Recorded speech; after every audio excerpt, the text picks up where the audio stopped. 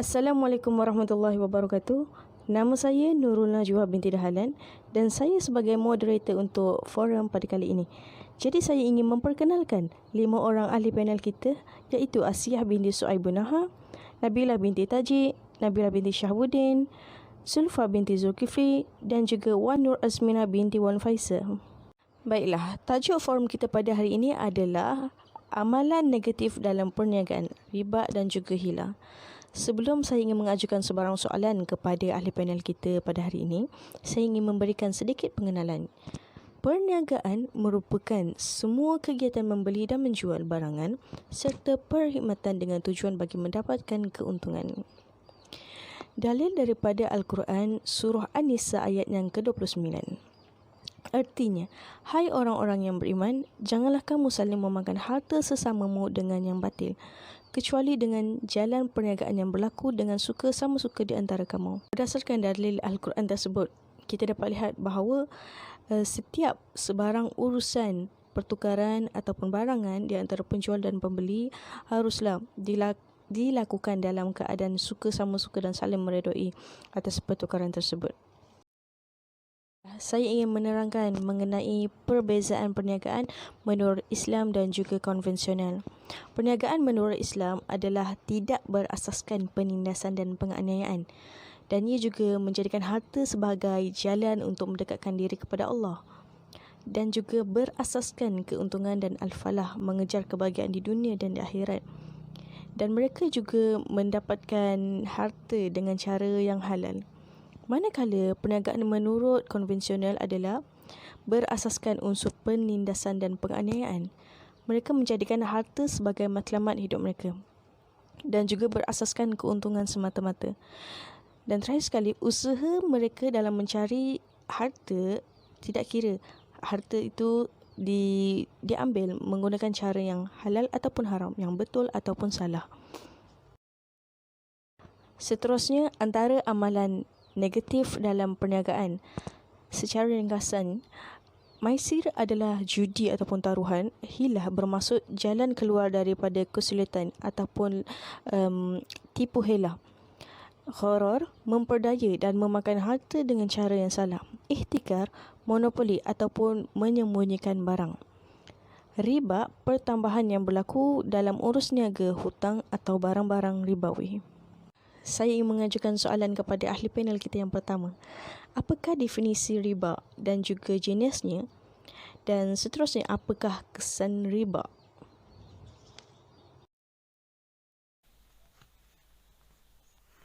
Bismillahirrahmanirrahim. Assalamualaikum warahmatullahi wabarakatuh. Pertama sekali, saya ingin mengucapkan terima kasih kepada saudari Najwa kerana memberi saya peluang untuk menerangkan sedikit berkenaan dengan riba. Seperti yang sedia maklum, isu riba ini merupakan isu penting dalam kehidupan seharian bagi seorang Muslim, yang mana ia merupakan perbuatan yang perlu dijauhi dan ditinggalkan oleh orang Islam. Dan kita juga sedia maklum bahawa hukum mengambil riba ini haram di sisi agama, dan pengharaman itu jelas dinyatakan oleh Allah Subhanahu Wa Taala dalam Al-Quran Al-Karim dalam surah Al-Baqarah ayat yang ke-275, yang bermaksud, dan Allah telah menghalalkan jual beli dan mengharamkan riba. Dan juga pada ayat yang sama Allah berfirman yang bermaksud, orang-orang yang memakan atau mengambil riba itu tidak dapat berdiri betul melainkan seperti berdirinya orang yang dirasuk syaitan dengan terhuyung-hayang kerana sentuhan syaitan yang merasa itu. Seterusnya, mari kita lihat definisi riba. Riba dari segi bahasa membawa maksud tambahan ataupun kenaikan ke atas pinjaman. Manakala dari segi istilah pula, ia merupakan pertambahan nilai ke atas suatu pinjaman yang disyaratkan oleh peminjam atau yang dijanjikan oleh si penerima pinjaman. Atau juga riba ni tambahan dalam pertukaran barangan tertentu, iaitu barangan ribawi. Seterusnya, mari sama-sama kita melihat jenis-jenis riba. Riba ini terbahagi kepada dua jenis, iaitu daripada jenis hutang, riba ad-duyun, dan riba melalui pertukaran barangan ribawi, iaitu riba al-buyu'. Seperti yang dapat dilihat di slide, riba ad-duyun berpecah kepada dua, iaitu riba al-qad dan riba al-jahiliyah. Manakala riba al-buyu' juga terbahagi kepada dua jenis, iaitu riba an-nasa' dan riba al-fad. Riba al-qad. Riba al-qad ni ialah sebarang manfaat tambahan yang disyaratkan ke atas pemberian jumlah pinjaman pokok. Syarat yang dibuat tu mestilah pada awal kontrak pinjaman dan dikenakan oleh pemberi pinjam kepada yang meminjam. Okay, sebagai contoh riba al-qad ialah contohnya Ahmad nak pinjam 1,000 daripada Muhammad. Tapi Muhammad menetapkan bahawa syarat dia Ahmad wajib membayar semula hutang tersebut sebanyak RM1,200. Lebihan 200 yang dikenakan oleh Muhammad kepada Ahmad tu merupakan riba yang dipanggil riba al-qad daripada jenis ad-duyun. Yang kedua, riba al-jahiliyah. Riba al-jahiliyah ni merupakan kadar ataupun sebarang manfaat tambahan lebih daripada jumlah pokok yang dikenakan oleh pemberi pinjam kepada si peminjam akibat si peminjam tu gagal bayar pada tempoh yang dipersetujui. Contoh dia, Muhammad dah setuju nak bagi pinjam kepada Ahmad ni RM500 dan dikhendaki membayar kembali duit yang dipinjam tu dalam masa 1 bulan. Tapi jika sekiranya Ahmad ni gagal bayar hutang Muhammad tu sebelum ataupun pada tepat 1 bulan yang ditetapkan, maka Ahmad dikhendaki membayar kepada Muhammad lebih RM600. Yang lebih RM100 tu itulah merupakan riba al-jahiliyah daripada jenis ad-duyun. Okay, next adalah riba an-nasa'. Okay, riba an-nasa' ni merupakan jual beli ataupun pertukaran dua barangan ribawi yang sama jenis dan pertukaran tersebut dibuat secara tangguh iaitu tidak sempurna dalam satu masa. Sebagai contoh, Aminah membeli emas Aminah ni beli emas seberat 6 gram dengan harga RM1,000 secara tangguh. Maknanya emas tu hari ni diambil tapi dibayar tu bulan depan, bayar tak masa tu. So riba ni dibayar an-nasa' yang juga disebut sebagai riba an-nasi'ah. Okay, seterusnya riba al-fad. Riba al-fad ni ialah jual beli ataupun pertukaran antara dua barang ribawi yang sama jenis tapi berbeza kadar berat. Tu kalau timbang, tapi kalau kuantiti yang bukan timbang, dia kuantiti dia lain-lain. Sebagai contoh, tukar 10 gram emas jenis 916 dengan 12 gram emas jenis kualiti 750. So benda ni tak boleh. Pertukaran jenis ni haram kerana sepatutnya kedua-dua tu mesti sama timbangan. Contohnya 10 gram ataupun 20 gram. Maksudnya dua-dua 10 gram. Seterusnya kita akan lihat pula kepada kesan mengambil riba. Di sini saya dah bahagikan kesan ni kepada 3 kelompok. Itu pertama kesan kepada individu, yang kedua kepada masyarakat dan yang ketiga kesan kepada ekonomi negara. Okey, mari kita lihat yang pertama, kesan kepada individu. Okey, yang pertama, ia akan memberi kesan kepada cara seseorang tu berfikir, yang mana seseorang tu akan lebih cenderung untuk mengambil riba dalam setiap perlakuan mereka dan akan cuba untuk mengambil keuntungan yang banyak melalui riba. Yang kedua ialah dia akan merubah perangai ataupun tabiat seseorang ni, yang mana riba ni akan menukarkan seseorang tu untuk bersifat lebih tamak. Dan kesan yang ketiga kepada individu ialah orang tu akan diperangi Rasul dan Allah Subhanahu Wa Taala kerana riba ni adalah amalan yang diharamkan oleh Allah. Seterusnya, kesan riba dari segi masyarakat. Okey, yang pertama, riba ni akan merosakkan ekonomi masyarakat sekeliling. Dan yang kedua, kadar pengangguran dalam masyarakat akan meningkat. Dan yang ketiga, riba ni akan merosakkan hubungan antara yang kaya dan yang miskin, yang mana riba ni boleh lead kepada penindasan dan sifat permusuhan antara manusia. Dan yang terakhir, ia akan menghilangkan nilai kebajikan di antara manusia. Dan kesan yang terakhir ialah kesan kepada ekonomi negara. Okey, kesan yang pertama dekat ekonomi ni, sistem ekonomi akan terjejas, yang mana sistem ni akan menjadi rapuh kerana aktiviti ekonomi ni tak jelas. Dan yang kedua, akan berlakunya kemelesetan ekonomi. Sebab apa? Sebab riba ni menghalang orang ramai untuk terlibat dengan kegiatan ekonomi yang sebenar dan membawa kepada kejatuhan ekonomi. Dan yang terakhir, kesan kepada ekonomi ialah masyarakat akan pandang negatif terhadap sistem ekonomi sebenar. Sekian, terima kasih. Baiklah, terima kasih kepada ahli panel kita yang pertama. Seterusnya, saya ingin mengajukan soalan kepada ahli panel kita yang kedua. Apakah isu semasa berkaitan dengan riba sekarang dan juga bagaimana cara bagi mengatasi riba? Okey, Assalamualaikum warahmatullahi wabarakatuh. Terima kasih kepada saudari Najwa binti Dahlan di atas soalan yang diajukan. Nama saya Nabila binti Syahbudin. Okey, berkaitan dengan isu semasa dalam amalan riba yang dapat saya ungkapkan melalui slide ini ialah yang pertama, riba yang berlaku dalam Perbadanan Tabung Pendidikan Tinggi Negara iaitu PTPTN. Sedia kita maklum bahawa PTPTN ini merupakan satu badan berkanun yang bertanggungjawab dalam menguruskan pembiayaan pendidikan para pelajar.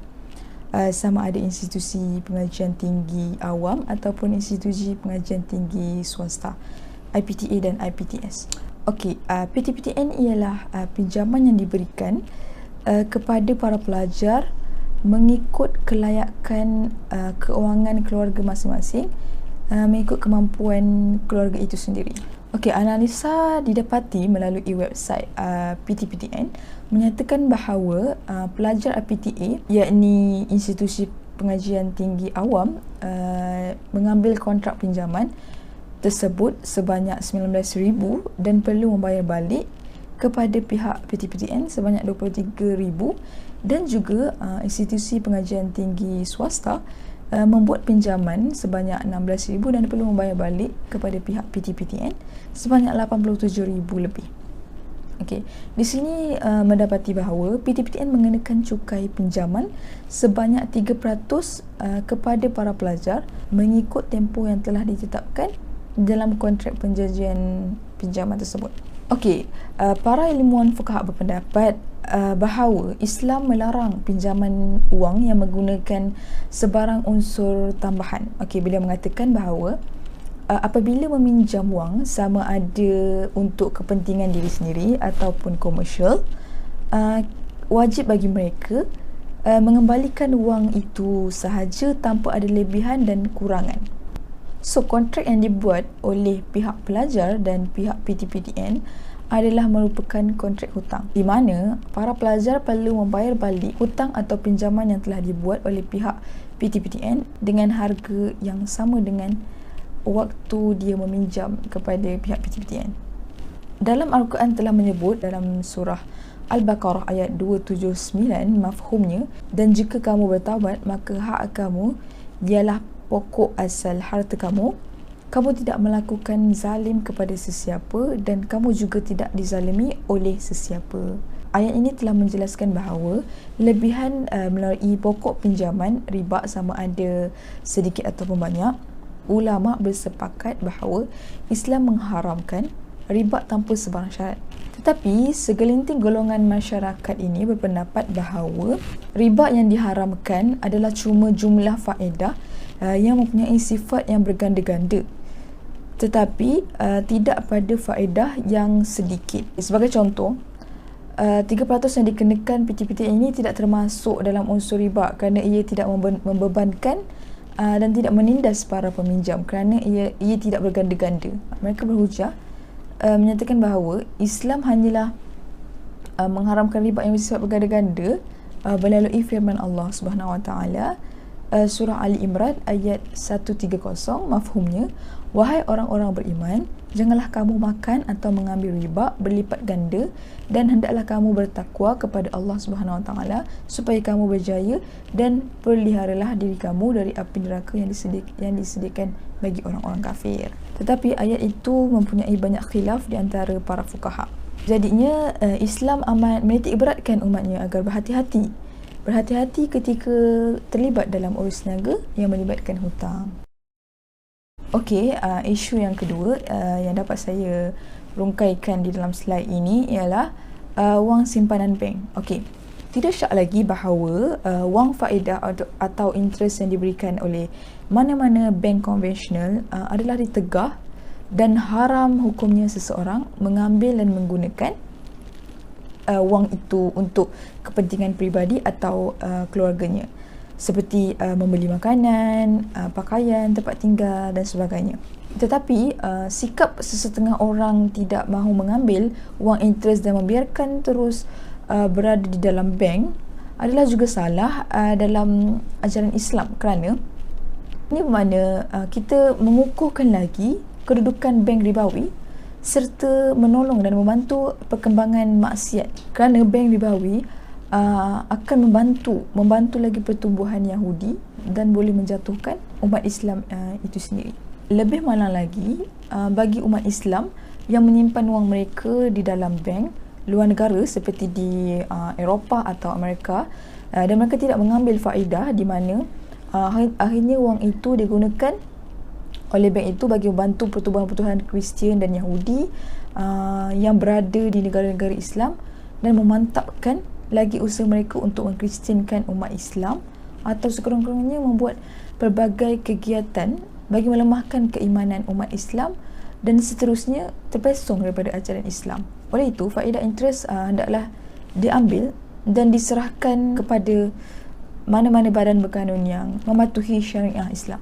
Okey, sebagai contoh, badan berkanun di dalam Islam yang menyimpan harta-harta terbengkalai ataupun harta-harta yang tidak patuh syariah ialah Baitul Mal. Baitul Mal ni dia akan membelanjakan dan membiayai projek-projek kebajikan umum seperti membantu fakir miskin, anak-anak yatim, membuat jawatan, jalan dan seumpamanya.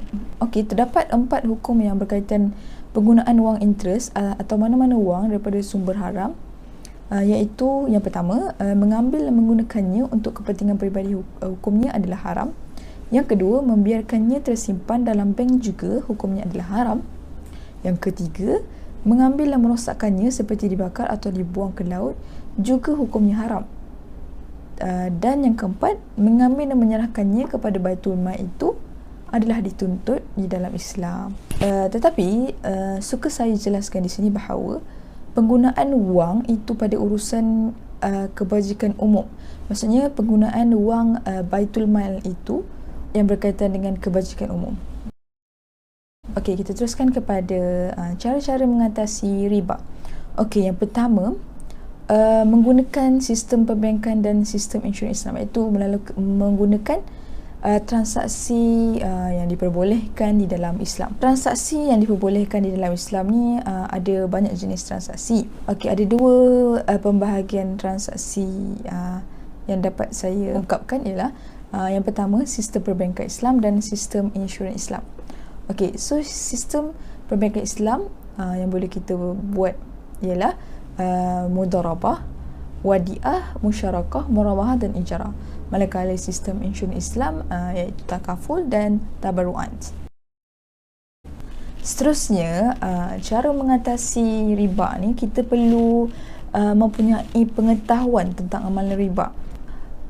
Kita perlu mengetahui bahawa amalan riba ini boleh membawa kepada seseorang itu dibelenggu hutang yang banyak.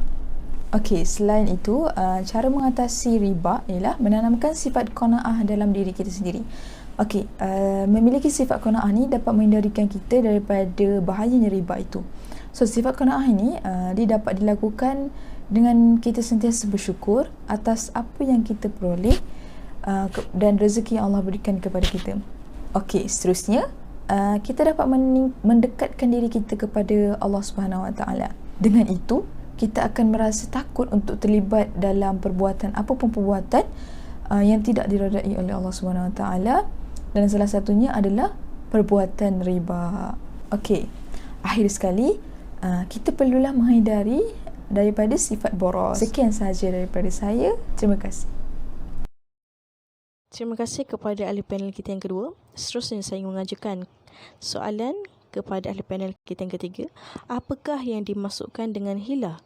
Dan juga apakah kesan buruk sekiranya amalan hilah ini dilakukan dalam setiap urusan muamalat?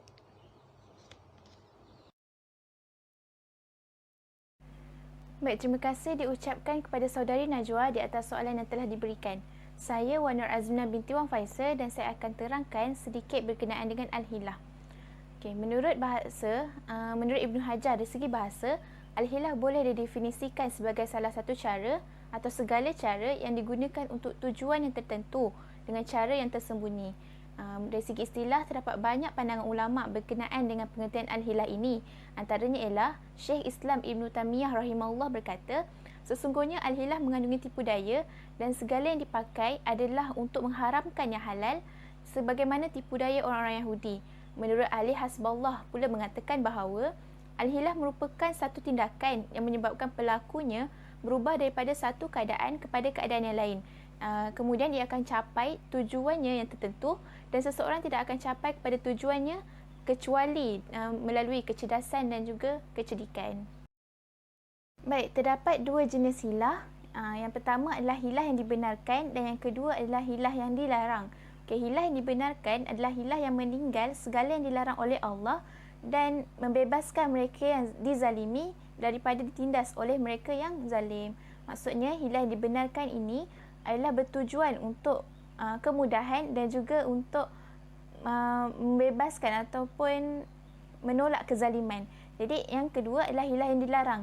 Hilah yang dilarang ini adalah menghalalkan perkara-perkara yang haram dan berlakunya penindasan. Maksudnya hilah yang dilarang ini apabila hilah itu adanya penindasan dan juga berlakunya dia menghalalkan satu perkara yang halal kepada yang haram. Contoh dia dari segi dalam perniagaan, apabila seseorang peniaga itu ingin melepaskan tanggungjawabnya terhadap barang yang dijual, barang cacat yang dijualnya. Jadi dia meletakkan syarat-syarat kepada pembeli sekiranya barang tersebut sudah dibeli tidak boleh dipulangkan semula. Jadi di situ berlakunya penindasan terhadap pembeli tersebut. Jadi itulah sedikit sebanyak berkenaan dengan hilah ataupun tipu daya. Terima kasih diucapkan kepada saudari Najwa di atas soalan yang diberikan berkenaan dengan kesan buruk mengamalkan al-hilah ini. Jadi pertama sekali kesan buruknya adalah akan dimurkai Allah. Sebagaimana yang kita tahu, al-hilah yang tidak dibenarkan ini mengandungi unsur-unsur yang melanggar syariat Islam. Antaranya berlakunya penindasan, mereka menghalalkan perkara yang diharamkan oleh Allah dan sebagainya. Jadi firman Allah dalam surah An-Nisa, hai orang-orang yang beriman, telah diberikan Alkitab. Berimanlah kamu kepada apa yang telah kami turunkan, iaitu Al-Quran, yang membenarkan kitab yang ada pada kamu sebelum kami merubah mukamu. Lalu kami putarkan ke belakang atau kami kutuk mereka sebagaimana kami telah mengutuk orang-orang yang berbuat maksiat pada hari Sabtu. Jadi berdasarkan firman Allah dan surah An-Nisa itu, terdapat beberapa peristiwa yang berlaku di mana peristiwa orang Yahudi yang melanggar perintah Allah, iaitu perintah larangan berburu pada hari Sabtu. Jadi mereka telah melakukan beberapa hilah sehingga telah mendapat kemungkaran Allah. Kesan yang kedua ialah akan berlakunya penindasan. Selain daripada contoh seorang penjual ingin melepaskan tanggungjawab mereka terhadap barang cacat yang dijualnya, iaitu dengan meletakkan syarat-syarat seperti apabila barang tersebut sudah dibeli tidak boleh dipulangkan semula dan sebagainya. Terdapat juga contoh di mana seorang penjual merahsiakan atau menyembunyikan keadaan barang cacat yang dijualnya itu. Jadi apabila pembeli ingin membeli barang tersebut dan bertanya keadaan barang tersebut, mereka hanya berdiam dan merahsiakan keadaan barang tersebut, keadaan barang cacat yang dijualnya itu. Jadi di situ berlakunya penindasan terhadap pembeli yang ingin membeli barang jualannya. Jadi itu merupakan antara kesan sekiranya kita mengamalkan al-hilah yang tidak dibenarkan ini selain daripada tidak disenangi masyarakat dan sebagainya. Baiklah, terima kasih kepada ahli panel kita yang ketiga. Seterusnya saya ingin mengajukan soalan mengenai apakah isu semasa yang berkaitan dengan hilah yang berlaku sekarang. Terima kasih saya ucapkan kepada saudari Najwa. Sebelum itu saya ingin memperkenalkan diri saya. Nama saya Asia binti Suhaib Gunaha. Hari ini saya akan menerangkan tentang isu yang berkaitan tentang hilah. Iaitu penggunaan hilah dalam pembiayaan peribadi bank rakyat yang menggunakan kontrak bai al-inah. Apa itu bai al-inah? Bai al-inah ini merupakan kontrak yang dilakukan oleh penjual terhadap pembeli. Sebagai contoh, penjual menjual barang kepada pembeli secara hutang. Kemudian penjual membeli semula barang daripada pembeli secara tunai dengan harga yang lebih rendah daripada harga jualan. berkaitan tentang pembiayaan peribadi bank rakyat. Okey, pembiayaan peribadi bank rakyat ini merupakan salah satu produk yang diperkenalkan oleh bank rakyat untuk memudahkan masyarakat sekeliling mendapatkan wang tunai secara cepat. Pembiayaan ini menggunakan konsep baik al-inah. Okey. Sebagai contoh, bank rakyat menjual aset atau barang kepada pembeli secara tangguh.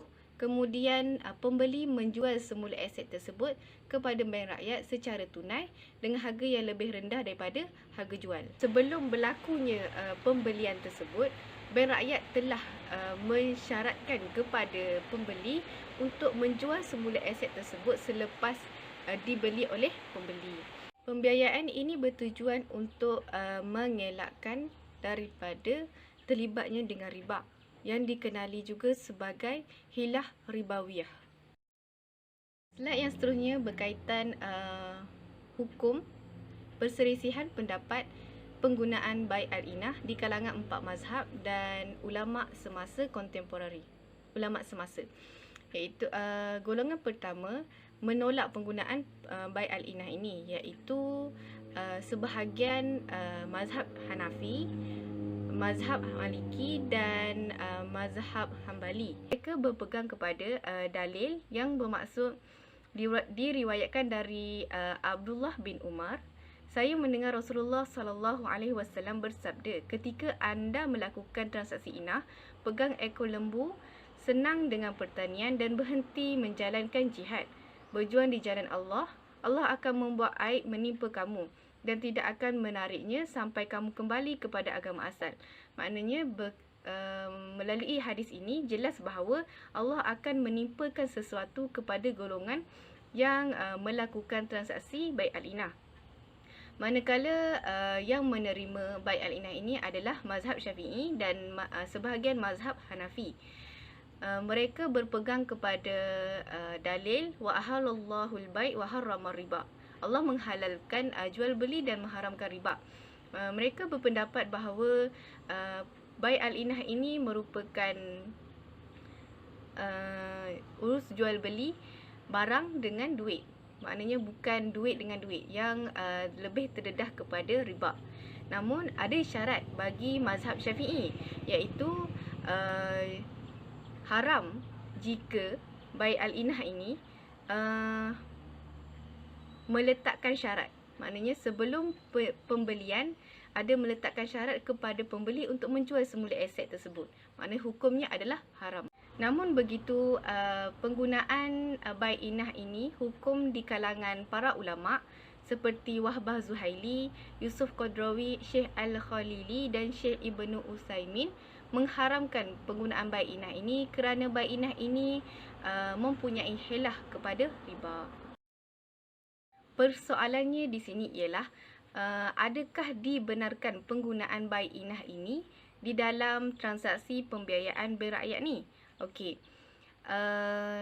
Di Malaysia telah mendapat kelulusan penggunaan transaksi bai inah ini dalam perbankan daripada Majlis Penasihat Syariah Bank Negara Malaysia dengan syarat mengikut, iaitu urus niaga tersebut mengikut syarat yang ditetapkan oleh mazhab Syafi'i, iaitu tiada syarat yang dikenakan kepada pembeli untuk menjual semula aset kepada penjual.